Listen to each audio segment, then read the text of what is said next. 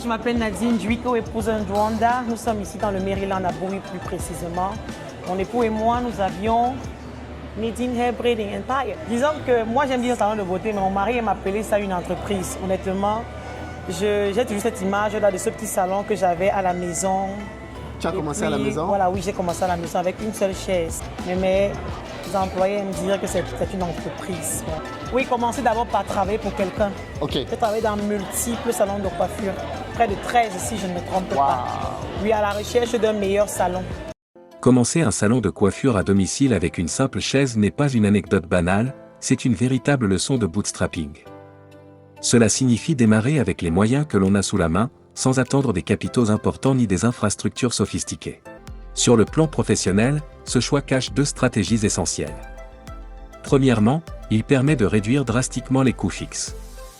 Pas de loyer commercial, pas de charges inutiles, pas d'investissement lourd en matériel ou en décoration.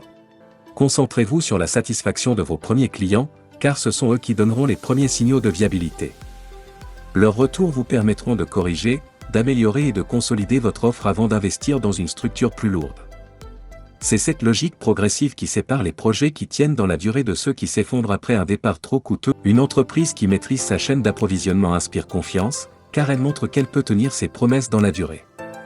À l'inverse, une organisation fragile et dépendante de fournisseurs aléatoires s'expose à des crises récurrentes qui ternissent son image. À présent, nous allons récapituler le processus de Nadine pour vous permettre de bien comprendre ce qui s'est passé. Si vous aussi vous rêvez de bâtir un projet solide, retenez bien ces étapes, car elles représentent des principes universels applicables dans n'importe quel domaine. Première étape. Démarrage à domicile. Elle a commencé son aventure entrepreneuriale dans son salon, avec une simple chaise et quelques outils de base. Malgré le manque de moyens, elle a misé sur sa créativité et sa détermination. Deuxième étape. Premier local visible. Après les débuts à domicile, elle a franchi un cap essentiel, ouvrir un vrai salon. Ce choix lui a donné crédibilité, visibilité et confiance auprès des clients. Sixième étape. Logistique et continuité. Elle a rapidement compris que la réussite ne dépendait pas seulement des coiffures, mais aussi de la logistique.